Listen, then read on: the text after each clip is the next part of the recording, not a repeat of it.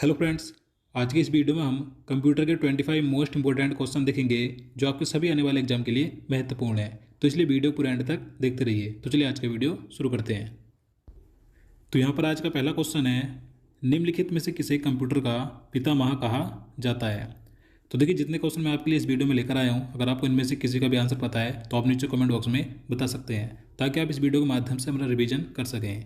तो देखिए, कंप्यूटर का पितामह यानी कि फादर ऑफ कंप्यूटर या कंप्यूटर का जनक किसे कहा जाता है, तो चार्ल्स बेबेज को कहा जाता है। तो इसका आंसर ऑप्शन भी हो जाएगा चार्ल्स बेबेज को। देखिए, इनका जन्म लंदन में 1791 में हुआ था। तो आपको याद रखना है, father of computer Charles Babbage को कहा जाता है। अगला क्वेश्चन है, कंप्यूटर की भौतिक बनावट क्या कहलाती है। तो देखिए, आप सभी जानते हैं जो कंप्यूटर की भौतिक बनावट होती है क्या कहलाती है, हार्डवेयर कहलाती है। तो इसका आंसर ऑप्शन भी हो जाएगा हार्डवेयर। देखिए, कंप्यूटर के वे भाग जिन्हें हम देख सकते हैं, छू सकते हैं, तो उसे हार्डवेयर कहते हैं।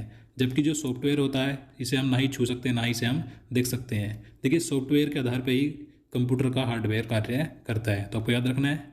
अगला क्वेश्चन है, वह हार्डवेयर डिवाइस कौन सी है जिसे आमतौर पर कंप्यूटर का ब्रेन कहा जाता है।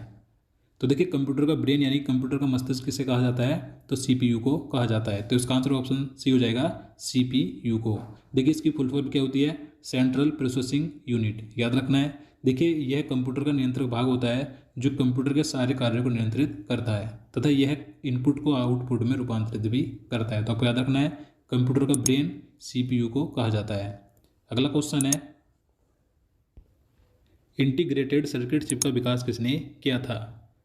तो इसका आंसर ऑप्शन सी हो जाएगा, रॉबर्ट नोयस और जैक किल्वे ने।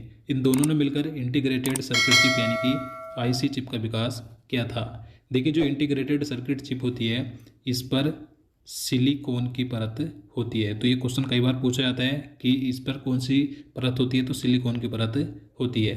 देखिए, इसे एकीकृत परिपथ, सूक्ष्म परिपथ, सूक्ष्म चिप और सिलिकॉन चिप के नाम से भी जाना जाता है। याद रखना है। अगला क्वेश्चन है, चुंबकीय डिस्क पर किस पदार्थ की परत होती है। तो देखिए, जो चुंबकीय डिस्क है, यह एक कंप्यूटर मेमोरी डिवाइस है जिस पर आयरन ऑक्साइड की परत होती है। तो इसका आंसर ऑप्शन हो जाएगा आयरन ऑक्साइड की। अगला क्वेश्चन है, कंप्यूटर में किसी शब्द की लंबाई किससे मापते हैं। तो देखिए, कंप्यूटर में किसी शब्द की लंबाई बिट से मापी जाती है। तो इसका आंसर ऑप्शन भी हो जाएगा बिट से। और देखिए, अगर आपसे क्वेश्चन पूछा जाए कि कंप्यूटर मेमोरी की सबसे छोटी इकाई कौन सी है, तो बिट है। बिट कंप्यूटर मेमोरी की सबसे छोटी इकाई है। और देखिए, मैं आपको बता दूं, 8 बिट मिलकर 1 बाइट बनाते हैं, यानी कि 8 बिट बराबर 1 बाइट होता है। और 1024 बाइट बराबर 1 केबी यानी कि 1 किलोबाइट होता है। इसी प्रकार से 1024 केबी बराबर 1 मेगाबाइट होता है, यानी कि 1 एमबी होता है। 1024 एमबी बराबर 1 जीबी यानी कि 1 गीगाबाइट होता है। और 1024 जीबी बराबर 1 टेराबाइट होता है। 1024 टेराबाइट बराबर 1 पीबी यानी कि 1 पेटाबाइट होता है। तो इसी प्रकार से एक कंप्यूटर मेमोरी की इकाई होती है। लेकिन कंप्यूटर मेमोरी की सबसे छोटी इकाई होती है बिट, जो कि कई बार एग्जाम में पूछी जाती है। याद रखना है। चलिए अगला क्वेश्चन देखते हैं, अक्षरों तथा चिन्हों को बाइटों में स्टोर करने की विधि को क्या कहते हैं। तो इसका आंसर ऑप्शन डी हो जाएगा, कोडिंग सिस्टम। तो देखिए, अक्षरों तथा चिन्हों को बाइटों में स्टोर करने की विधि को कोडिंग सिस्टम कहा जाता है। तो आपको याद रखना है। नेक्स्ट क्वेश्चन है, 1024 बाइट बराबर क्या होता है। तो मैंने आपको पहले बता दिया, 1024 बाइट बराबर होता है 1 केबी यानी कि 1 किलोबाइट। तो इसका आंसर ऑप्शन डी हो जाएगा, 1 केबी। नेक्स्ट क्वेश्चन है, किसी प्रोग्राम में बग क्या होता है।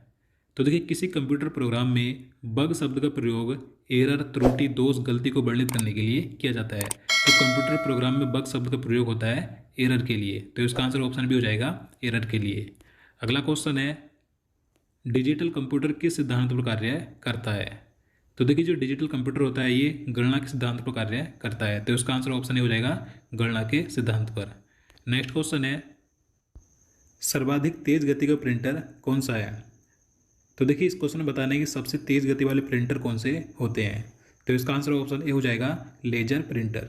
लेजर प्रिंटर सबसे तेज गति वाले प्रिंटर होते हैं। ये सबसे तीव्र गति से किसी सादे कागज पर उच्च गुणवत्ता वाले अक्षर और चित्र छापते हैं। तो आपको याद रखना है। अगला क्वेश्चन है, सुपर कंप्यूटर अन्य कंप्यूटरों से किस संदर्भ में भिन्न होते हैं। तो इसका आंसर ऑप्शन सी हो जाएगा, परिकलन क्षमता एवं बृहत स्मृति भंडार अधिक होता है। तो देखिए, आप सभी जानते हैं जो सुपर कंप्यूटर होते हैं, ये सबसे शक्तिशाली कंप्यूटर होते हैं। तो देखिए सुपर कंप्यूटर में हजारों प्रोसेसर होते हैं जो कि प्रति सेकंड में अरबों खरबों गणना कर सकते हैं, तो आपको याद रखना है। आगे है, निम्नलिखित में से कौन सी वैज्ञानिक कंप्यूटर भाषा है। तो देखिए मैं आपको बता दूं, कंप्यूटर प्रोग्रामिंग की बहुत सारी भाषाएं होती हैं, तो इस क्वेश्चन में बताना है कि इनमें से कौन सी वैज्ञानिक कंप्यूटर भाषा है। तो इसका आंसर ऑप्शन सी हो जाएगा फोरट्रान। इसका पूरा नाम होता है फॉर्मूला ट्रांसलेशन। देखिए इस भाषा का प्रयोग वैज्ञानिक गणनाओं हेतु किया जाता है। तो ये जो फोरट्रान है ये वैज्ञानिक कंप्यूटर भाषा है, याद रखना है। नेक्स्ट क्वेश्चन है, कोबोल भाषा किस लिए उपयोगी है। देखिए अब बताने की जो कोबोल भाषा ये किस लिए उपयोगी होती है, तो इसका आंसर ऑप्शन हो जाएगा व्यावसायिक कार्य के लिए। देखिए कोबोल भाषा का प्रयोग वाणिज्यिक कार्यों में किया जाता है, यानी कि व्यावसायिक कार्यों के लिए किया जाता है। अगला क्वेश्चन है, बेसिक भाषा का प्रयोग निम्न में से किस कार्य के लिए किया जाता है। तो इसका आंसर ऑप्शन डी हो जाएगा, प्रारंभ में सरल भाषा को सिखाने हेतु। तो देखिए जो कंप्यूटर की बेसिक भाषा होती है इसका प्रयोग प्रारंभ में सरल भाषा को सिखाने के लिए किया जाता है।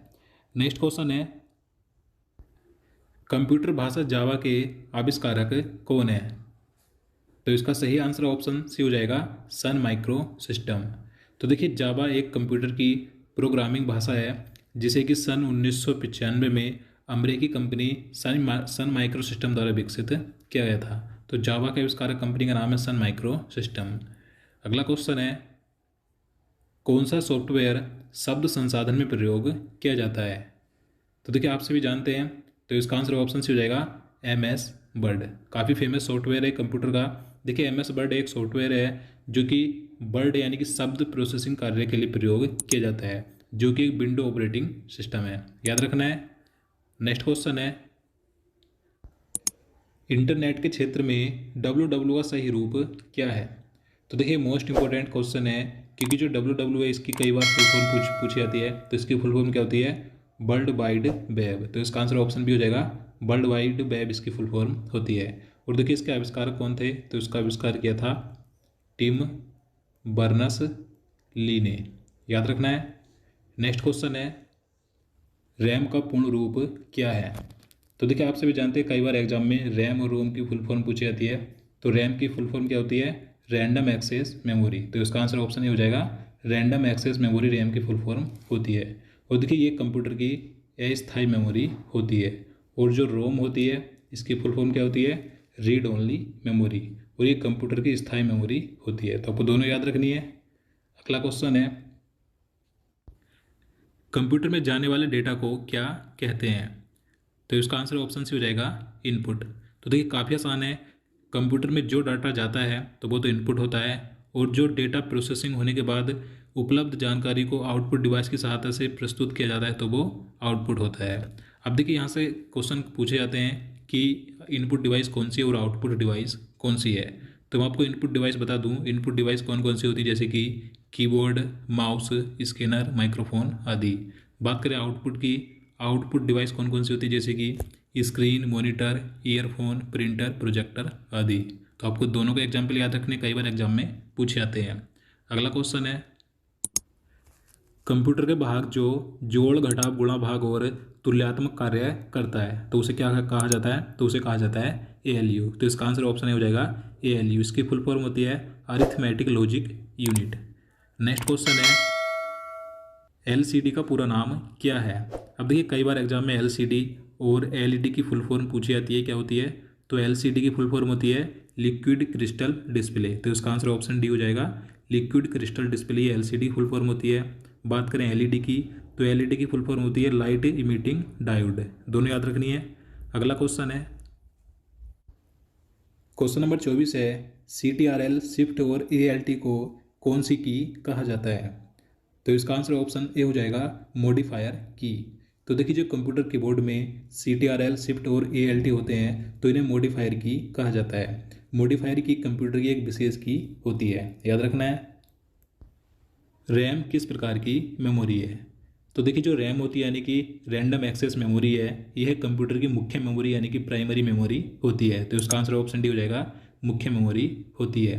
मैंने आपको बता दिया है कि ये कंप्यूटर की अस्थायी मेमोरी होती है, क्योंकि देखिए इसमें अचानक कंप्यूटर अगर बंद हो जाए तो इसमें डाटा चला जाता है, यानी कि डाटा खो जाता है, तो इसलिए अस्थायी मेमोरी होती है। और जो रोम होती है ये कंप्यूटर की स्थायी मेमोरी होती है, क्योंकि इसमें अचानक कंप्यूटर बंद होने पर डाटा खोता नहीं है। तो आपको याद रखना है। तो दोस्तों आज के लिए इतना ही। उम्मीद करता हूँ आपको वीडियो पसंद आया हो। अगर आपको वीडियो अच्छा लगा हो, आपके लिए हेल्पफुल हो, तो प्लीज़ वीडियो को लाइक और शेयर करना, साथ ही चैनल को भी सब्सक्राइब कर लेना। तो चलिए मिलते हैं किसी नई वीडियो में। जय हिंद, जय भारत।